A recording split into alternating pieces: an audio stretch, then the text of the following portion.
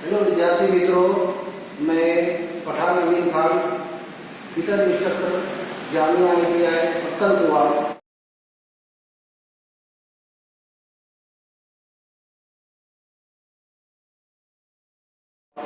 आज के टॉपिक में वेल्डिंग विभाग के अंदर आने वाले ये जो पॉइंट्स है इसके बारे में मैं आपको जानकारी दूंगा। तो सबसे पहले रहेगा welding hand tools, arc welding accessory, types and uses of welding process, principle and method of operating of arc welding, welding description, fusion, non fusion and pressure, welding joints, different welding position. ये जो topic है आज के इस period के अंदर हम इस टॉपिक को कवर करते हैं। सबसे पहले अभी वेल्डिंग का जो इंट्रोडक्शन है वहां से हम स्टार्ट करते हैं। देखिए वेल्डिंग का इंट्रोडक्शन के अंदर अपन देखेंगे दो पुर्जों को आपस में, दो पार्टों को, दो धातु को आपस में जोड़ने का जो काम होता है ये वेल्डिंग द्वारा किया जाता है। सेफ्टी रूल के अंदर जो वेल्डिंग करते समय, क्योंकि वेल्डिंग जो होती है आर्क वेल्डिंग और गैस वेल्डिंग, ये दो मुख्य प्रकार की वेल्डिंग है, जिसके अंदर अपन अभी पहले देखते हैं आर्क वेल्डिंग के बारे में जान रहे हैं। तो इसके अंदर जो रूल होते हैं, नियम होते हैं, ये सेफ्टी नियम। वेल्डिंग शॉप में कार्य करते समय हमेशा वेल्डिंग के कारीगर को या कारीगर को पूरी ड्रेस पहननी चाहिए, एप्रॉन पूरा पहनना चाहिए, हाथ में ग्लोव्स पहनने चाहिए। इलेक्ट्रिक आर्क वेल्डिंग को नंगी आंखों से नहीं देखना चाहिए, सही इलेक्ट्रोड होल्डर का प्रयोग करना चाहिए, किसी ऐसी मशीन का प्रयोग नहीं करना चाहिए जिसके बारे में जानकारी न हो, गीले स्थान पर आर्क वेल्डिंग नहीं करना चाहिए, गैस वेल्डिंग करते समय सही फ्लक्स का प्रयोग करना चाहिए, वेल्डिंग करते समय आंख पर चश्मा, हेलमेट या हैंड शील्ड का प्रयोग करना चाहिए। अभी देखिए वेल्डिंग के इक्विपमेंट्स अपने देखे, रूल्स देखे, अभी देखते हैं इक्विपमेंट्स में क्या होना चाहिए। चिपिंग हैमर,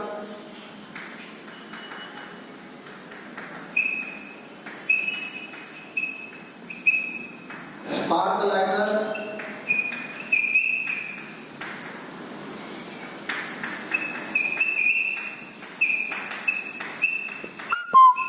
अर्थ cable,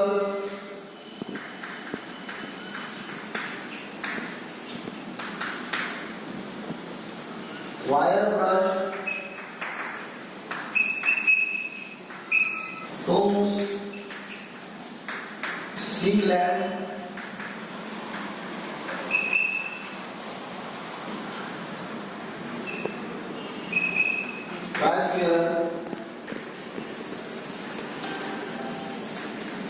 fibre,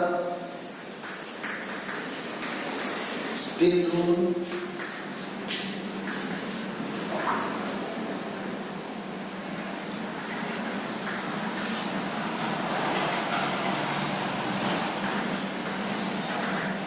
welding table, electrode holder.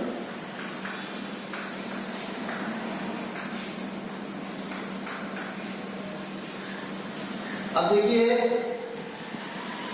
Welding जो इक्विपमेंट्स है इसके अंदर इक्विपमेंट्स एंड टूल्स, ये दोनों अपन इसके अंदर देखते हैं। टूल्स जो होते हैं वो साधन, इक्विपमेंट्स और टूल्स। अब यहाँ पे अपन देखें chipping hammer, chipping hammer, chipping hammer,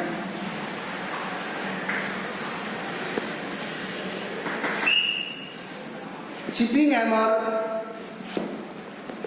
welding स्थल से मैल को हटाने के लिए यह एक वेल्डिंग औजार है। यह मध्यम कार्बन इस्पात का बना होता है। इसका एक कोर तेज यानी शार्प तथा दूसरी छेनी की तरह होता है।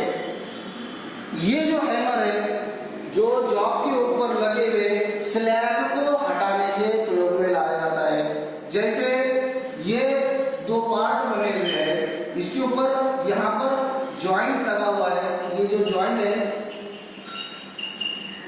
ये जॉइंट को चिपिंग हैमर से, देखिए ये आपने बना दिए चिपिंग हैमर। तो इसका एक जो हिस्सा है ये फ्लैट होता है और दूसरा जो हिस्सा होता है ये, तो ये वाला जो हिस्सा है इसके द्वारा यहाँ पे आसानी से चिपिंग की जा सकती है। इसके बाद में है वायर ब्रश। यहाँ पर अपन देखते हैं वायर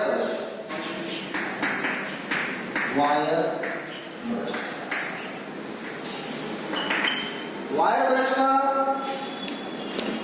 उपयोग सतह से धातु तथा जोड़ से मैल साफ करने के लिए किया जाता है।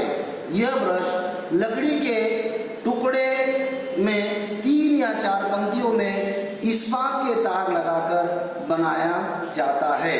इसके बाद में है welding hand screen. Welding hand screen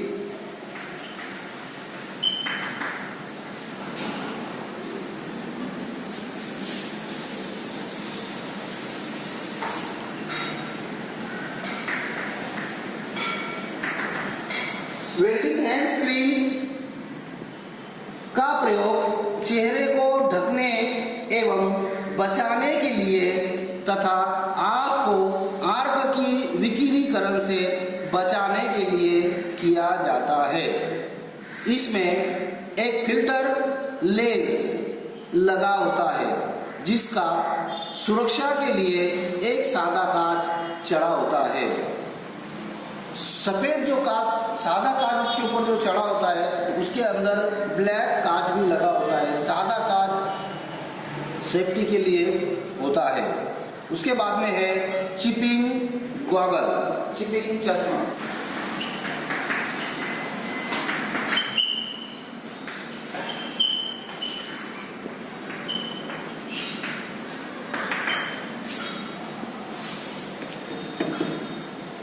chipping goggle का प्रयोग सेल की चिपिंग करते समय आंखों की सुरक्षा के लिए उसका प्रयोग किया जाता है।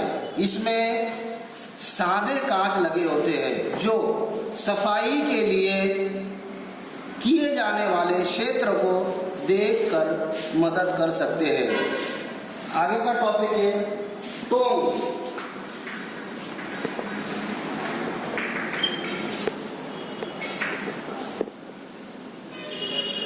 टोंग्स बोले तो संडासी, सांडसी जिसे कहते हैं। सफाई करते समय वेल्डिंग से तप्त धातु को पकड़ने के लिए संडासियों का प्रयोग किया जाता है। इनका प्रयोग पीटते समय धातु को पकड़ने के लिए किया जाता है। केबल रहित इलेक्ट्रोड होल्डर।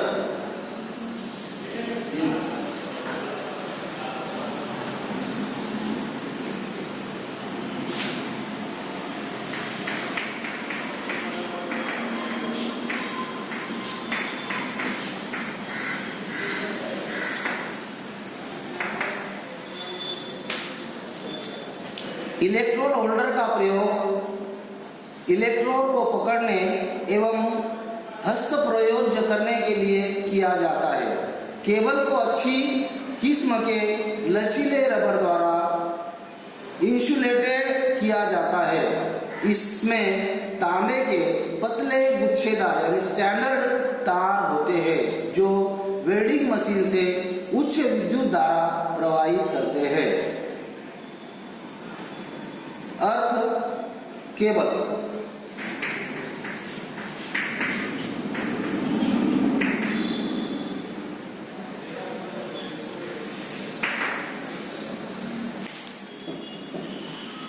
अर्थ केबल एक भूयोजन क्लैंप का प्रयोग वापसी तार के मजबूती से जाब अथवा वेल्डिंग मेज से जोड़ने के लिए किया जाता है।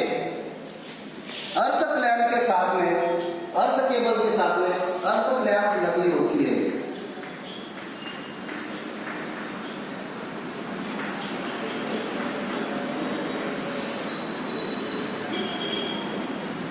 अर्थ क्लैंप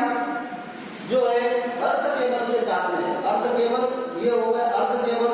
अर्ध केबल के साथ में यहाँ पर ये अर्ध क्लैंप ऐसी लगी होती है जो जिसके अंदर तुम जो वेल्डिंग कर रहे हैं वो जॉब पकड़ने के काम में यहाँ पे आती है। होल्डर से यहाँ पे टाइट करेंगे, यहाँ से ये अर्ध क्लैंप यानी एक ये आएगा होल्डर से जाने वाला और ये होल्डर का ये क्लैंप, ये दो कनेक्शन है, ये दो पॉइंट है। ये जो है ये अर्ध क्लैंप है और ये वायर जो मेन वायर से इलेक्ट्रोड होल्डर से दोनों को सामने ये स्पार्क करने के लिए इसका इस्तेमाल करते हैं। यहाँ पे अगर होल्डर लगा देंगे, होल्डर के अंदर ये इलेक्ट्रॉन लगा देंगे। अब यहाँ पे अपन देखेंगे इलेक्ट्रॉन होल्डर और इसका जो क्लैंप है, यानी एक तरफ से जो होता है होल्डर पकड़ते हैं और एक तरफ से क्लैंप लगा के दोनों को साथ में मिलाकर वेल्डिंग स्टार्ट की जाती है। इसलिए अर्थ क्लैंप का उपयोग करते हैं। अर्थ वेल्डिंग करते समय एप्रॉन का भी प्रयोग किया जाता है। जो कारीगर को पहननी होती है, एप्रॉन है, ग्लोव्स है, ये चमड़े के बने होते हैं। वेल्डिंग करते समय विद्युत झटके, आर्क के विकिरीकरण, ऊष्मा तथा गर्म शीटों से बचने के लिए दस्ताने एवं एप्रॉन का इस्तेमाल करते हैं। इस तरह से अभी आप देखते हैं टाइप्स ऑफ वेल्डिंग के प्रकारों के अनुसार वेल्डिंग को 3 भागों में बांट दिया है। सबसे पहले प्रेशर वेल्डिंग के अंदर ये जो प्लेट लगी हुई है, यहाँ पे जॉब बनाया हुआ है, ये जॉब को दोनों को जॉइंट किया हुआ है, तो इसके अंदर जॉब को प्रेशर से जोड़ा जाता है। प्रेशर वेल्डिंग में धातु के टुकड़े को प्लास्टिक अवस्था तक गर्म करके और उन पर बाहरी प्रेशर लगाकर जोड़ा जाता है, अर्थात अतिरिक्त फिलर मेटल का प्रयोग नहीं किया जा सकता। इसके अंतर्गत फोर्ज वेल्डिंग और रेजिस्टेंस वेल्डिंग आती है। इसके बाद नीचे बांधने का प्रकार है फ्यूजन वेल्डिंग में इसमें धातु के 2 टुकड़ों के पॉइंट को पिघलाने वाली अवस्था तक गर्म करके वेल्डिंग की जाती है। इसमें फिलर मेटल का प्रयोग किया जाता है। इसके अंतर्गत thermite welding, atomic hydrogen welding, carbon arc welding और एसिटिलीन वेल्डिंग आती है। तीसरा पॉइंट है non fusion welding. Non fusion welding के अंदर जो है यह जोड़ लगाने की एक अस्थायी प्रक्रिया है। इसमें गैस या विद्युत द्वारा एक समान व 2 असमान धातुओं को कम गलनांक की फिलर धातु को पिघलाकर जोड़ भरा जाता है। तो इस प्रकार यहाँ पर अपन ने देखे ये प्रेशर वेल्डिंग, फ्यूजन वेल्डिंग और नॉन फ्यूजन वेल्डिंग। तो ये 2 प्लेटों को इस प्रकार जोड़ते हैं। यहाँ पे प्रेशर से जोड़ा जाता है और इसको 2 अलग-अलग धातु के टुकड़े को जोड़ा जाता है। इस प्रकार जो है ये मेन इसके मुख्य 3 प्रकार होते हैं। वेल्डिंग जॉइंट्स, 2 धातु के 2 टुकड़ों को आपस में जोड़ने को वेल्डिंग जॉइंट्स कहते हैं। वेल्डिंग जॉइंट्स के प्रकारों में butt joint, lap joint, corner joint और टी जॉइंट। तो अपन देखते हैं, सबसे पहले देखते हैं बट जॉइंट क्या होता है। 2 धातु को आपस में जोड़ना, यानी ये जो प्लेट है ये एक प्लेट और दूसरी उसके बाजू में ये 2 प्लेट, ये 2 जोड़ों को आपस में जोड़ने को बट जॉइंट कहते हैं। यानी ये एक प्लेट लेंगे, ये प्लेट दोनों को सामने। अब इसके अंदर जो है अलग अलग टाइप्स के जॉइंट होते हैं। मुख्य जॉइंट है बट, यानी मुख्य प्रकार ये सबसे मुख्य और महत्वपूर्ण प्रकार 2 प्लेटों को सामने सामने जोड़ना बट जॉइंट कहलाता है। उसके बाद में है लैप जॉइंट। अब लैप जॉइंट के अंदर धातु के ये जो लैप जॉइंट है यहाँ पर ये एक प्लेट लेते हैं, उसके बाद में इसके ही ऊपर दूसरी प्लेट ऐसी ली जाती है। अब ये प्लेट को यहाँ पर इस तरह से जोड़ दिया जाता है, ये एक के नीचे, यानी ये प्लेट ऊपर रखी और ये दूसरी उसके ऊपर रखी, इस तरह से। यानी किसी प्रकार की अपन 2 प्लेटें लेंगे, ये एक प्लेट ली, ये प्लेट एक और ये दूसरी प्लेट है, इसको एक प्लेट मांगे दूसरी, इसके ऊपर लैप करना। और ये जो कॉर्नर बनता है यहाँ पर इस तरह से जो बनेगा, यहाँ पर जो जोड़ आएगा, ये जो जोड़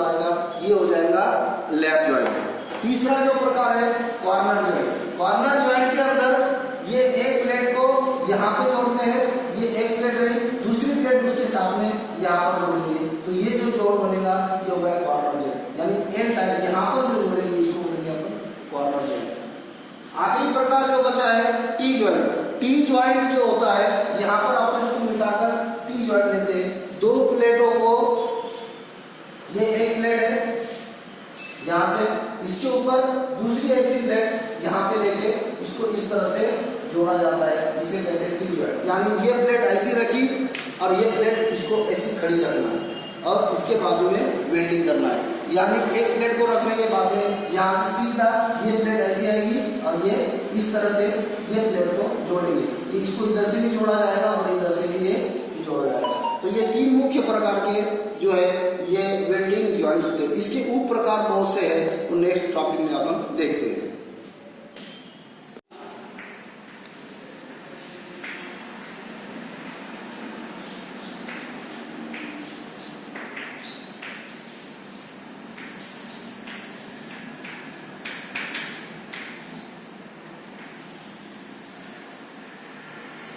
AC arc welding machine, AC, इसके अंतर्गत AC welding transfer,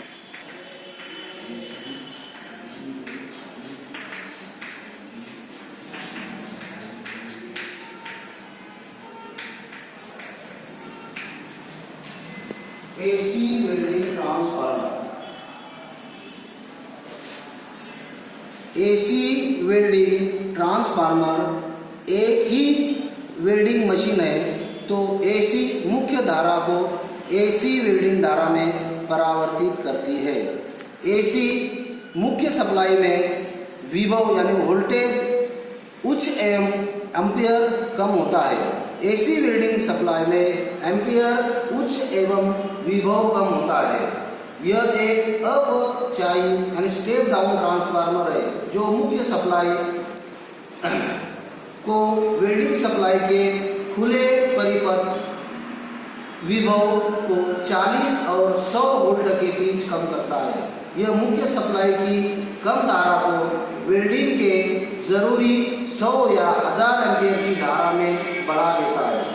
AC welding machine को बिना एसी मुख्य सप्लाई के नहीं चलाया जा सकता। लाभ: कम मूल लागत, कम अनुरक्षण लागत, आर्क ब्लो से मुक्ति। आर्क को बाधा पहुंचने वाले चुंबकीय प्रभाव को आर्क ब्लो कहते हैं। एसी आर्क वेल्डिंग के बाद आप देखते हैं DC arc welding machine. DC arc welding machine में 3 प्रकार होते हैं। पहला होता है motor generator set, engine generator set और रेक्टिफायर सेट। तो अभी अपन देखते हैं motor generator set. Motor generator set में आर्क वेल्डिंग के लिए डीसी जनित्र करने हेतु प्रयोग किया जाता है। जनित्र को एसी अथवा डीसी मोटर द्वारा चलाया जाता है। मशीन को चलाने के लिए मुख्य सप्लाई जरूरी है। ये मोटर जनरेटर सेट के अंदर, मोटर जनरेटर सेट में जो एक पहिया लगा 4 पहिए वाला जनरेटर उसके अंदर फिट कर देते हैं। जनरेटर फिट करने के बाद में जनरेटर से वो सप्लाई लेते हैं। इसके बाद में इंजन जनरेटर सेट। उपकरण मोटर जनरेटर सेट की तरह ही होता है। अंतर केवल इतना है कि यह पेट्रोल अथवा डीजल इंजन द्वारा चलाया जाता है। इसे चलाने तथा अनुरक्षण करने का खर्च बहुत ज़्यादा है। जहां बिजली उपलब्ध न हो, फील्ड कार्यों में कहीं भी इसे प्रयोग किया जा सकता है। आखिरी में रेक्टिफायर सेट। एसी को डीसी में सप्लाई में परिवर्तित करने के लिए इसका इस्तेमाल किया जाता है। मुख्यतः यह एक एसी वेल्डिंग ट्रांसफार्मर है। ट्रांसफार्मर में आउटपुट को एक परिवर्तक जोड़ दिया जाता है जो एसी को डीसी में बदल देता है। इसे एसी या डीसी दोनों की सप्लाई के लिए अभिकल्पित किया जा सकता है, जिसे एसी डीसी परिवर्तक सेट भी कहते हैं। इस सेट को, ये जो रेक्टिफायर सेट है, इस सेट को एसी डीसी परिवर्तक यानी बदलने वाला सेट भी कहा जाता है। इससे लाभ यह है, यह निम्न के लिए उपयुक्त है। सभी लौह अलौह धातुओं की वेल्डिंग हेतु सभी तरह के इलेक्ट्रोड इस्तेमाल किए जा सकते हैं। वेल्डिंग धारा की ध्रुवता यानी पोलैरिटी के कारण इलेक्ट्रोड एवं जॉब में ऊष्मा वितरण हेतु स्थिर मुख्य जोड़ तथा सही धारा सेटिंग हेतु यह सुरक्षित कार्य सुनिश्चित करता है। प्रारंभ इससे जो हानियां हैं वो इस प्रकार है। प्रारंभिक लागत अधिक होती है, अनुरक्षण लागत अधिक होती है, कभी कभी आर्क ब्लो परेशान करता है। वेल्डिंग पोजीशन के अंदर difference welding position, difference welding position यानी वेल्डिंग की स्थितियां। वेल्डिंग की स्थितियां में सबसे पहले है फ्लैट वेल्डिंग, उसके बाद में है हॉरिजॉन्टल वेल्डिंग, वर्टिकल वेल्डिंग और ओवरहेड फोल्डिंग। ये 4 प्रकार की वेल्डिंग स्थितियां होती है।